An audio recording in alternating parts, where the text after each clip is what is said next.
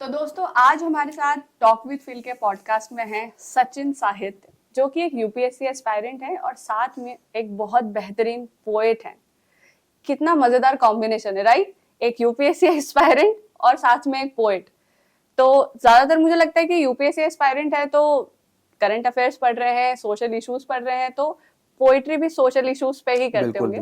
आज की ये चर्चा होने वाली है बहुत ज्यादा इंटरेस्टिंग। मैं तो बहुत ज्यादा एक्साइटेड हूँ सर आपसे बात करने के लिए, एंड आई होप हमारे ऑडियंस भी हमारी इस बातचीत को एंजॉय करें। Thank you. सर मैं स्टार्ट करना चाहूंगी अपनी कुछ 4 लाइनों से, जो कि शायद यूपीएससी एस्पायरेंट और सारे उन लोगों के साथ रिलेट करे जो कि इस जर्नी में है कुछ हासिल करने की, और कभी कुछ ड्रॉबैक आ जाता है या कहीं कुछ सेटबैक आ जाता है, तो उसके ऊपर मैंने कुछ लिखा है कि अगर ये नहीं तो वो होगा, अगर ये नहीं तो वो होगा, जो होगा लेकिन वो अच्छा होगा। बिल्कुल बिल्कुल।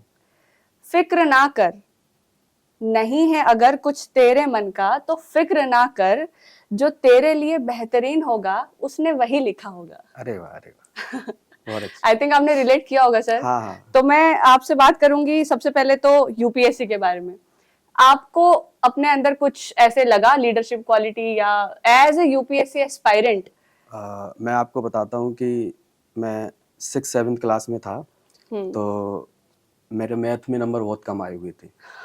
तो मेरे जब मैथ में नंबर कम आए हुए थे तो फैमिली थोड़ा प्रेशर रहता। मेरी जो सिस्टर थी, बड़ी थी, तो उन्होंने मेरे से एक बात बोली कि ऐसी कोई सी चीज़ है जिसमें तू बहुत ज़्यादा स्ट्रांग हो। तो मैंने कहा मेरे को तो नहीं लगता, लेकिन मेरे को एसएसटी जो सब्जेक्ट उस दौर में जो हुआ करता था, हिस्ट्री, सिविक्स और ज्योग्राफी करके, उसमें मैंने बोला कि मैं स्ट्रांग हूँ और मुझे को बहुत इंटरेस्ट आता है इसमें पढ़ने में।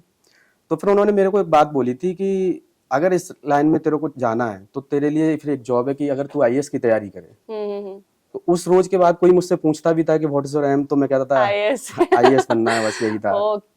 तो उससे फिर वो चीज शुरू होती गई। मैंने ग्रेजुएशन की, वो 10th किया, फिर मैंने मैथ से ही मैंने पीसीएम किया। वो मैंने कैसे खींचा वो मुझे ही पता था। लेकिन उस समय जो हमारी रूरल सोसाइटी होती है ना, तो वहाँ इतना गाइडेंस नहीं होता। बिल्कुल बिल्कुल। तो जब गाइडेंस नहीं होता है तो 4 दोस्त साथ में बोलते हैं अरे तू पीसी भी करेगा, तो गर्ल्स करती हैं, नहीं पीसीएम ले। तो मैंने तो पढ़ने वाला सब्जेक्ट वही नहीं है, तो मेरे को थोड़ा सा लगा, हमने पीसीएम लिया। बहुत टफ रहा, क्या ही बताएं। उसमें मैथ को मैं कोचिंग कर करके मैंने उसको मतलब किया, हालांकि ठीक ठाक मैं उसमें पास हो गया। लेकिन उसके बाद जब मेरे को लगा, फिर मैं थोड़ा सा, उस समय तक सोशल मीडिया आ चुका था, अच्छे से घर कर चुका था, लोगों के पास अपने पर्सनल फोन आ गए थे। तो जब पर्सनल फोन आ गए तो फिर मेरे को लगा कि यार हमको उसी दिशा में जाना चाहिए जिसमें हम बेटर हैं। बिल्कुल बिल्कुल। तो फिर मैंने बीए ऑनर्स किया। तो बीए ऑनर्स जब मैंने किया तो उसमें मैंने अपने सब्जेक्ट रखे हिस्ट्री, सोशियोलॉजी जो समाजशास्त्र से रिलेटेड है, और डबल इंग्लिश। हाँ, तो उसके बाद फिर जब मैं ग्रेजुएशन कर रहा था, उस दौर में मेरा बिल्कुल आइडिया नहीं था कि मुझे यूपीएससी आना है, यूपीएससी जाना है। एक रोज मेरी एक सर है, उनसे इंटरेक्ट हुआ, उन्होंने बताया कि ऐसे ऐसे मैं यूपीएससी की तैयारी कर चुका हूँ, और वो उस समय यूनिवर्सिटी में प्रोफेसर हो गए थे वो। हाँ, तो उनके थ्रू मैंने कहा यार ये तो बहुत अच्छी चीज है, मुझे भी जानना चाहिए। पर हमारे अलीगढ़ में कोई कोचिंग संस्थान, ऐसा कोई गाइडेंस की चीज नहीं थी। मेरे को सुनने में आया कि एक्चुअली शायद इसलिए भी सर बच्चे उस चीज को पकड़ लेते हैं जो उनको आसानी से मिल जाता है, और उसके पीछे जो एक्चुअली उनको आता है वो चीज छूट जाती है। बिल्कुल बिल्कुल। और फिर शायद वो 25-30 साल बाद क्लिक होता है कि यार काश वो करते तो आज हम खुशी खुशी काम करते। तो मैंने फैमिली को बोला कि मैंने दिल्ली जाना है और तैयारी करनी है। तो अभी फिर कितने अटेम्प्ट्स दे दिए आपने? मैं 2 अटेम्प्ट दे चुका हूँ। 2 अटेम्प्ट और 2 अटेम्प्ट में पिछला अटेम्प्ट जो था वो ज्यादा खास नहीं गया था, लेकिन इस बार का अटेम्प्ट अच्छा था, पर सीसेट में 2 नंबर से रह गया, और पेपर फर्स्ट बहुत ठीक गया था मेरा। हाँ, तो आपको ऐसा लगता है कि हर एक पेपर जब आप देते हो तो उसके बाद आप एक अपने नए वर्जन से मिलते हो? हाँ, क्योंकि मैंने सुना है कि एक्चुअल में ये होता है कि जब आप पेपर दे के आते हो, तो पेपर दे के आने के बाद आपको लगता है कि यार इस बार हो जाएगा। लेकिन जब आप क्या बोलते हैं उसको, कट ऑफ पता चलती है, और हाँ, तो पता चलता है कि यार नहीं हुआ, 1-2 नंबर से रह गए, सी सेट से रह गए। तो थोड़ा सा, अब चूंकि हिंदी मीडियम के विद्यार्थी हैं, तो सी सेट से रह जाना थोड़ा सा लाजमी है, क्योंकि हिंदी मीडियम के बच्चे 80-90% बच्चे वही मात खा रहे हैं। इस बात पे सर मैं बात करना चाहूंगी, आपको ये डिफरेंस लगता है कि एक इंग्लिश मीडियम का बच्चा आज, हाँ और मैं सिर्फ यूपीएससी के ब्रैकेट में बात नहीं कर रही हूँ, मैं हर फील्ड में बात कर रही हूँ, बिल्कुल बिल्कुल। क्या ये फर्क है हमारी सोसाइटी में मैं बताता हूँ, इंग्लिश और हिंदी मीडियम? बिल्कुल है कि आज के दौर में ना, जैसे हिंदी पट्टी के जो भी क्षेत्र हैं, उत्तर प्रदेश, बिहार, झारखंड, इसमें ना एकेडमिक जो व्यवस्था है वो बहुत अच्छी नहीं है। जैसे कि हम जब आए तो हमें 8th के बाद पता चल रहा है कि हमारे सिलेबस में एनसीईआरटी चीज जैसी कोई बुक होनी चाहिए, 10th में पता चल रहा है। लेकिन उससे पहले क्या होता है कि हर एक एकेडमिक स्कूल की अपनी एक पब्लिकेशन होता है, उनसे उनके कमीशन बंदे होते हैं, उससे वो राइटर रखते हैं, तो वो हमको पढ़ा रहे हैं, लेकिन हमको ये पता नहीं है कि ये जो हमारे कंपटीशन में कितना हेल्प कर सकता है आगे जाके, लेकिन वो हेल्प नहीं करता है। और आजकल तो इंग्लिश तो सब्जेक्ट हिंदी ने मीडियम के बच्चे के साथ एक सबसे मेजर प्रॉब्लम ये है। दूसरा ये है कि जिस क्षेत्र से हम आते हैं, रूरल से, इन सबसे, वहां पे गवर्नमेंट रही तो उन गवर्नमेंट ने शिक्षा पे बहुत ज्यादा पुरजोर बल नहीं दिया, नकल चल रही हैं। तो उससे क्या है ना कि आप देखो 2005 से लेके 2005 से पहले हिंदी मीडियम के बच्चों का जो रेशियो था 22-23% बच्चे यूपीएससी में सिलेक्ट होते थे, अब नहीं होते। तो 5 से लेके यूपी में 2004 तक गवर्नमेंट थी कल्याण सिंह की, बताते हैं तब बड़ा जबरदस्त तरीके से नकल पर रोक थी। उसके बाद हाई स्कूल इंटर जैसी जो मैट्रिक पास और इनमें उनमें नकल का स्तर बहुत ज्यादा बढ़ गया। मायावती आई, मायावती बाद अखिलेश यादव आए, तो इन लोगों ने इतना इस पे ध्यान नहीं दिया, इससे जो व्यवस्था चरमराई है। तो हिंदी मीडियम के बच्चों के साथ एक सबसे बड़ा दिक्कत ये आ रही है कि अगर हम एकेडमिक स्तर से हमारी जड़ मजबूत होती तो निश्चित तौर से हम वहां तक पहुंचते, और ये जो इतनी हमको प्रॉब्लम झेलनी पड़ रही है वो नहीं होती।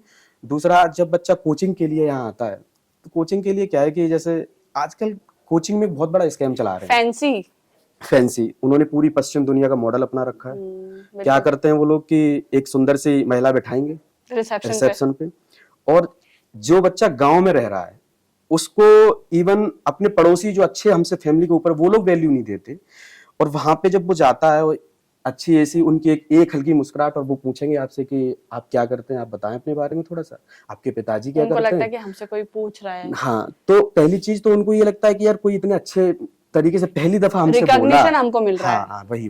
फिर वो आपकी फैमिली के बारे में पूछेंगे, तो वो आपका पूरा एक ओवरव्यू पता कर लेते हैं। फिर आपसे कहेंगे देखिए अगर आप आईएएस बन गए तो आपके पिताजी के लिए देखिए आप कितना अच्छा, वो इतना सब, आप वो जो सपना लेके आए हो, तो वो एक बिठा दिया उनके मन में। तो बच्चा कहता है अगर मैं यहाँ नहीं पढ़ा ना तो मुझे लग रहा है मैं सक्सेस बन नहीं पाऊंगा। करेक्ट।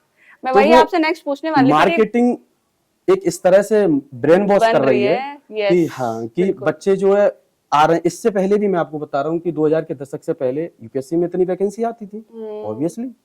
आज के दौर में ऐसा क्यों होता है कि वैकेंसी उतनी है पर फॉर्म 10 लाख पड़ रहे हैं, पहले फॉर्म 1 लाख पड़ते थे। ऐसा क्या हुआ?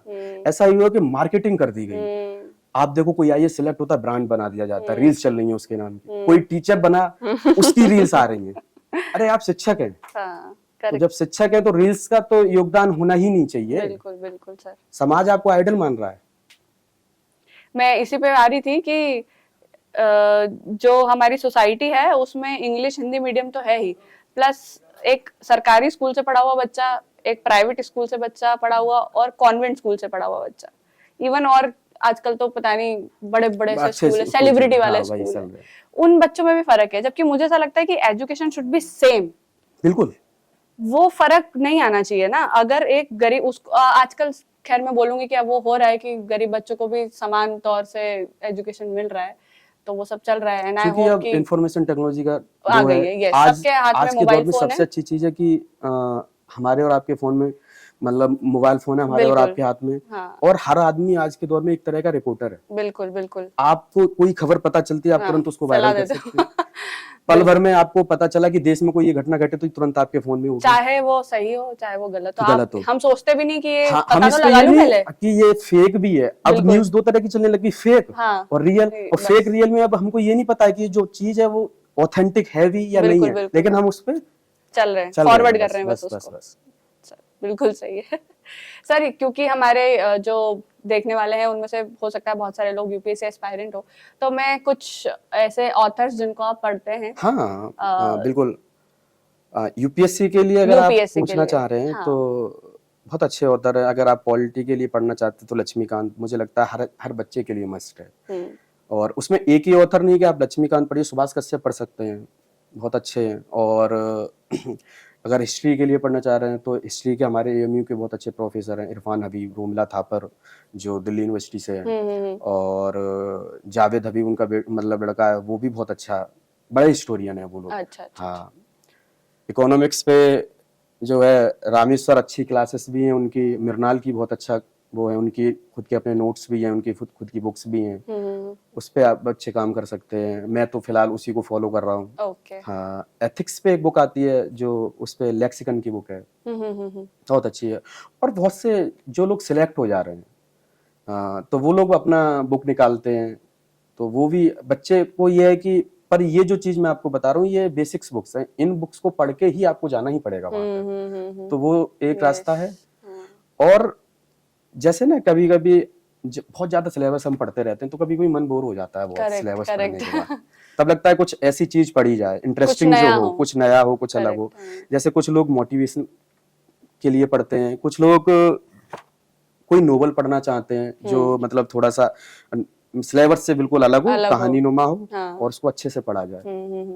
तो मैं पहली दफा एक जो मतलब मैंने कोई मतलब बुक तो मैं यही पढ़ रहा था, जब मैंने कोई नोवेल पहली दफा पढ़ा तो वो एक नोवेल है धर्मवीर भारती का, गुनाहों के देवता। बहुत अच्छा है वो जो नोवेल पहली दफा मैंने पढ़ा तो वो तो मतलब मेरे मतलब दिल को छू गया। मेरे को लगा कि मतलब क्या कर रहे थे क्या एक राइटर मतलब इस तरह की चीज जो लिख रहा है। बिल्कुल बिल्कुल बिल्कुल। तो उसमें चंदर और सुधा की कहानी है, और उसको मैंने बड़ा बारीकी से पढ़ा। उससे मैंने एक चीज जो सीखी कि जब प्रेम में होते हैं व्यक्ति, जब प्रेम में होता है, चाहे उसमें पुरुष हो चाहे स्त्री, दोनों ही, तो वो बड़ा नादान होते हैं, बड़ा अटखेलियां करते हैं, मतलब आपस में उनमें, लेकिन जिस रोज वो बिछड़ जाते हैं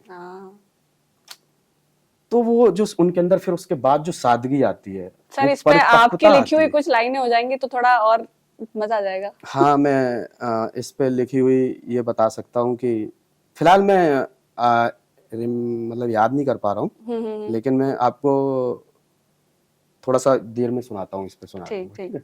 अटेम्प्ट्स पे सर मुझे बात करनी है आपसे कि जब हमारे 2-3 अटेम्प्ट हो जाते हैं, फिर हम जब परिवार में जाते हैं, या तो अभी तक नहीं हुआ तुम्हारा? अरे हाँ, कितने अटेम्प्ट बचे हैं? बिल्कुल बिल्कुल। और कितना टाइम लगेगा भाई? शादी वादी का कुछ सोचा है? कब तक यही करते रहोगे? एक्चुअल में नौकरी कर लो, ऐसे क्वेश्चंस आपको सुनने में आते हैं सर। जब दूसरा अटेम्प्ट मेरा हुआ नहीं तो कुछ 4-5 दिन में बड़ा उदास, मतलब मुझे नहीं लग रहा था, मैं जो भी कर रहा हूँ मुझे लगा यार छोड़ के चला जाना चाहिए। मन में प्रश्न आ रहा था बार बार कि यार छोड़ते हैं, यहाँ से भी जाते हैं, घर से भी जाते हैं, कहीं दूर ऐसी दुनिया में जहाँ मतलब पहाड़ों पे चले जाओ, बिल्कुल एकांत, जहाँ कोई ये पूछने वाला ना हो कि आप कर क्या रहे हैं, आपका जीवन का उद्देश्य क्या है या कुछ है ऐसा। तो ये सब बहुत प्रश्न उठते, इवन लोगों के लाइफ में सुसाइड तक के प्रश्न उठते। लेकिन उस रोज चूंकि लिखने की आदत है तो मैंने कुछ अपना लिखा। मैंने यूपीएससी के लिए लिखा कि इतना तो आसान ना होता सपनों का सच हो जाना, प्रेम तो बहुत तेरे करते हैं, कठिन है प्रेम का हो जाना। सपनों की जद्दोजहद में कितने कलेक्टर बन पाते हैं, सपनों की जद्दोजहद में कितने कलेक्टर बन पाते हैं, कुछ तो मुट्ठी भर ले जाते, कुछ खाली हाथ घर जाते हैं। एक सफलता ना मिल पाई तो मत होना निराश तुम, होंगे जीवन में युद्ध कहीं उनमें होना पास। वाह, होंगे जीवन में युद्ध कहीं उनमें होना पास। बहुत ही शानदार सर।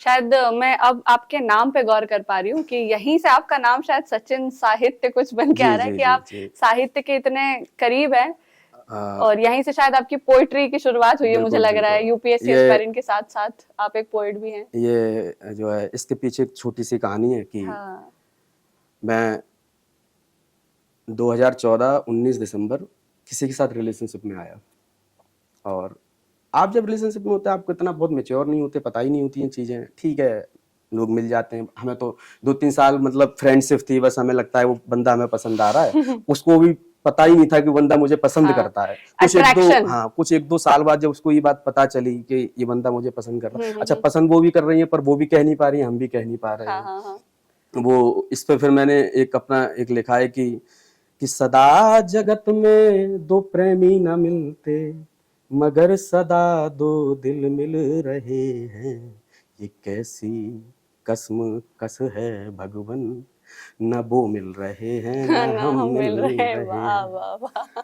तो यहाँ से जब मैं उनको ऐसी पोइट्री कुछ डेडिकेट करता था तो वो बोलती थी कि यार आपका जो नाम है ना उसके नाम के पीछे कुछ यूनिक लगाओ। मैं बहुत सोचता था, मैं कहता था यार मैं लगाऊंगा सचिन भारतीय, तो वो मेरा एक टाइटल चलता था, मैं सोचता था मैं इंडियन हूँ तो वो रखूंगा। बोलेंगे नहीं नहीं नहीं, आपका लिटरेचर के प्रति ज्यादा झुकाव है, तो और वो बड़ा अप्रिशिएट करती थी इस चीज को, तो उन्होंने फिर वो नाम दिया। ओहो, तो आपका नामकरण वहां से तो हुआ वहां से वो नाम उनका है, तो वो उस नाम को वही है कि वो तो जा चुके हैं, आगे हम लेके आज तक तुम्हारे नाम को धो रहे हैं, ओहो, बाकी जिंदगी तुम्हारे बगैर गुजर रही है। तो वही है कि बहुत ही बढ़िया सर। कुछ ऐसे बच्चे हैं सर जो कि घर से पढ़ाई करते हैं यूपीएससी की, हाँ कुछ ऐसे हैं जो बिल्कुल सोचते हैं कि कोचिंग, अच्छा कुछ ऐसे भी हैं जिनको फैमिली प्रेशर में आके यूपीएससी के लिए एडमिशन लेना पड़ता है क्योंकि उनके पापा एक आईएएस हैं या आईपीएस हैं, तो वो चाहते हैं कि उनका बच्चा भी यही करे। बिल्कुल बिल्कुल। लेकिन जब 2-3 अटेम्प्ट्स हो जाते हैं और वो इतना ज्यादा डिप्रेस हो जाता है कि अब उसको फील आता है कि नहीं यार ये नहीं हो पाएगा मुझसे, तो क्या ये फिर पूरी लाइफ के लिए उनके लिए एक लेसन बन के रह जाएगा? क्योंकि मुझे लगता है कि फिर काफी लेट हो गए हो आप। तो ये हमारे पेरेंट्स को, हमारे टीचर्स को, हमारी सोसाइटी को समझना जरूरी है कि जो बच्चा करना चाहता है, जो उसके पास स्किल है, अगर हम उसी को कुछ पुश करें तो शायद आपको एक बेहतरीन इंसान मिलेगा जो कि डिप्रेशन फ्री। आपने बहुत अच्छी बात कही। एक्चुअल में पहले से मैं, जो मेरा फैमिली है, परिवार है, मेरी माँ है, मेरे दादा जो थे अब तो एक्सपायर हो गए, तो वो थोड़ा धार्मिक प्रवृत्ति के व्यक्ति हैं। मेरे घर में रोज रामायण के पाठ, गीता, और मेरी माँ तो बहुत ज्यादा धार्मिक प्रवृत्ति की स्त्री है, और दादाजी थे वो भी भजन कीर्तन, उनको बहुत चीजें मतलब याद भी थी मुंह जबानी। और मैं आपको कह सकता हूँ मोह जैसी चीज उनके अंदर नहीं थी, वो जागे हुए पुरुष थे। अच्छा। एक होता है कि आप ध्यान करते हैं और वो सब, तो मुझे उनका संरक्षण मिला पहली चीज। तो मेरी साहित्य जो था मेरा बहुत स्ट्रांग था उस समय से भी। उसके बाद अगर मैं साहित्य को स्ट्रांग बना के चलता और मैं यूपीएससी के रास्ते पे ना आता, यूपीएससी ने मेरे अंदर एक चीज डाली, वो ये, जैसे यूपीएससी का सिलेबस है बच्चे, मैं इसको बताता हूँ तुम्हें, बड़ा इंटरेस्टिंग है कि यूपीएससी के सिलेबस जो है बच्चे याद करते हैं कि भारत का इतिहास, भारत का भूगोल, भारत का ये, मैं कहता हूँ कि आपको याद करने की जरूरत ही नहीं। वो उन्होंने इस तरह से हमारा जो सिलेबस गढ़ा है अंदर डाल दिया है आपके। बिल्कुल जो मानवीय मूलभूत से रिलेटेड चीजें हैं वो सब उससे छूटी हुई नजर आती हैं। जैसे वो कह रहे हैं कि आपका इतिहास क्या है, आप जिस समाज में रह रहे हैं वो आपका समाज कैसा है, आपकी भौगोलिक स्थिति क्या है, आप जिस परिवेश में रह रहे हैं वो कैसा है, वो आपसे ये पूछ रहे हैं।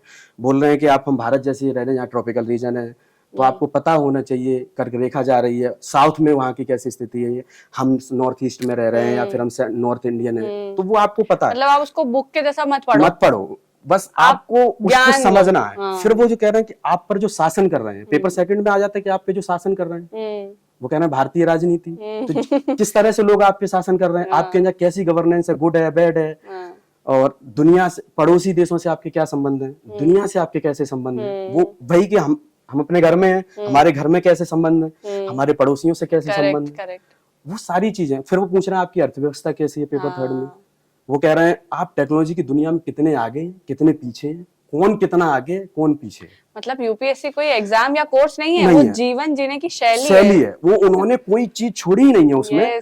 और फिर वो पूछ रहे हैं एनवायरमेंट पे भी कि आप एनवायरमेंट के लिए क्या कर रहे हैं, जो इतना क्षरण हो रहा है, बिल्कुल पेड़ पौधों के लिए कर रहे हैं, मानवीय जीवन के लिए वो एनवायरमेंट तो सबसे ज्यादा मतलब संजीवनी समझिए आप, कि अगर ये वातावरण ना हो तो हमारे पास तो कुछ भी नहीं है ना, जल हम पानी से तो चल ही रहे हैं,